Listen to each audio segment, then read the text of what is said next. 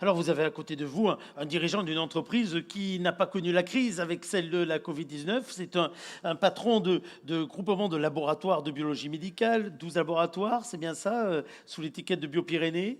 Alors, bientôt 15. Bientôt 15. Donc, c'est vous dire si vous ne connaissez pas en effet pas la crise là-dessus. Combien de plateaux techniques? Alors, actuellement 4 plateaux techniques, mais bientôt un seul à la fin de l'année. Des biologistes et des collaborateurs au nombre de combien au total? Alors, nous sommes 15 biologistes et 185 collaborateurs, mais quand vous dites que nous n'avons pas connu la crise, je m'inscris en faux. Au début du premier confinement, le laboratoire, comme beaucoup d'entreprises, ont perdu 50% du chiffre d'affaires dans les 3 premiers mois. Alors vous allez en surprendre beaucoup parce que évidemment vous êtes derrière entre guillemets les tests grande échelle hein, qu'on a eu très rapidement d'ailleurs sur ce territoire, alors que ce soit les drives Covid qui ont été installés très très vite. Après il y a eu les méga drives toujours en cours au Zénith. Aujourd'hui, vous qui êtes une entreprise privée mais avec un ADN de mission de service public, c'est comme ça que vous vous définissez. Pourquoi est-ce que vous avez répondu aussi rapidement à ce besoin? Eh bien, tout simplement parce que justement, au début du confinement, nous n'avions plus d'activité. Et plutôt que de nous morfondre, nous nous sommes dit qu'il fallait peut-être investir en quelque chose qui avait un sens pour nous, à fond perdu. À l'époque, les gens ne comprenaient pas très bien ce que nous faisions, puisque c'était une activité, ces tests PCR, qui était une activité de recherche dans les laboratoires publics, et que, ma foi, c'était peut-être l'opportunité pour nous de servir à quelque chose, de développer quelque chose que nous savions déjà un petit peu faire. Nous avions, avec certains biologistes, la capacité de créer, d'aller chercher des technologies de pointe.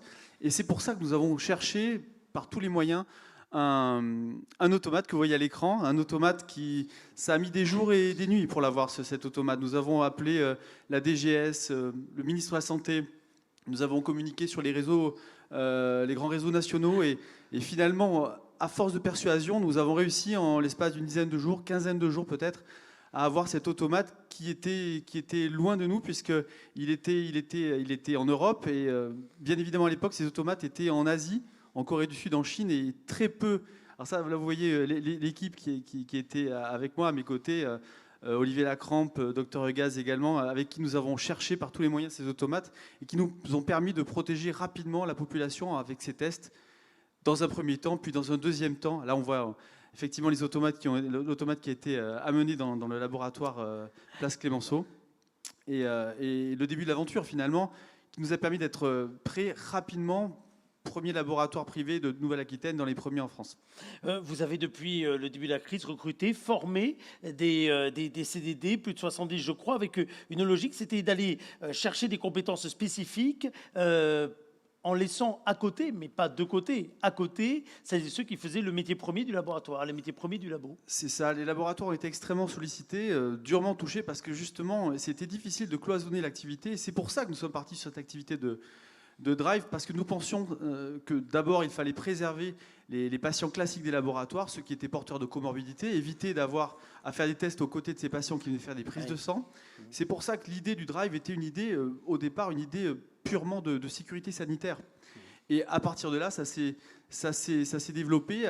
Premier drive devant le laboratoire Place Verdun, deuxième drive le 11 mai à proximité du parc des expositions, et puis au mois d'août, la décision de mettre en place ce méga drive du Zénith, qui était le premier du genre et qui a fait des émules après en toute la France et même en Europe. Et est-ce que vous avez l'impression que cet épisode a rendu possible une autre forme d'avancée majeure, c'est-à-dire la mise en lumière quelque part de tous les maillons de la chaîne humaine de votre laboratoire? Complètement, en fait. Nous avons créé une activité nouvelle, un nouveau plateau technique, à côté du plateau de bactériologie, à côté du plateau des urgences des cliniques. Et également, effectivement, nous avons recruté de nouvelles personnes qui font tourner encore à l'heure actuelle le drive du Zénith. C'est des vigiles, c'est des enregistreurs, des préleveurs, toute une équipe d'une vingtaine de personnes qui font tourner ce drive depuis maintenant le mois d'août, 6 jours sur 7, et j'ai l'impression que ça n'était pas terminé.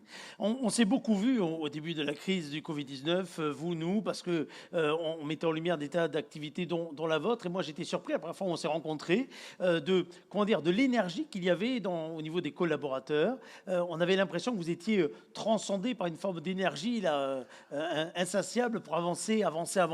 Est-ce que de cette période, la première, mais ça continue maintenant, vos collaborateurs en sont sortis lessivés? J'aurais pu poser la même question à Didier Laporte pour les siens.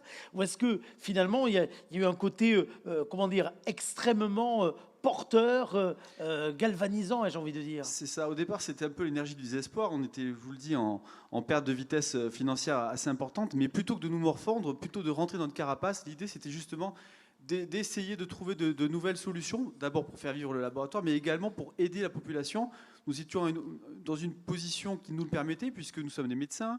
Nous avons parmi nous des gens qui savent vraiment mettre en place des techniques rapidement. Nous connaissons bien l'informatique. Et l'idée, effectivement, c'était de monter quelque chose qui était possible au niveau régional. Et je tiens à associer quand même toutes les personnes que nous sommes allés voir. Nous sommes allés frapper à la porte de l'ARS. Nous sommes allés voir la mairie de Pau. Le maire François Bayrou a été extrêmement dynamique avec Jean Lacoste. Ils ont vraiment écouté attentivement ce qu'on leur proposait.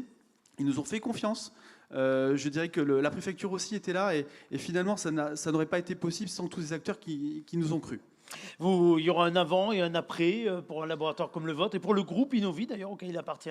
Oui, je suis persuadé que c'est dans les crises qu'on découvre les personnalités, les gens. Et c'est vrai que dans notre équipe, beaucoup de gens se sont vraiment révélés. Et il y a une équipe qui est née de tout ça, une entreprise finalement qui a fait sa mue. J'aurais préféré que ça se fasse dans des conditions sanitaires différentes, mais effectivement, Biopyrénées a connu vraiment de nouvelles activités que nous allons essayer de transcender. Et puis, bien évidemment, vous l'avez dit, il y a un côté sanitaire certain. Il n'y a pas que la PCR dans le laboratoire, il y a également la PMA.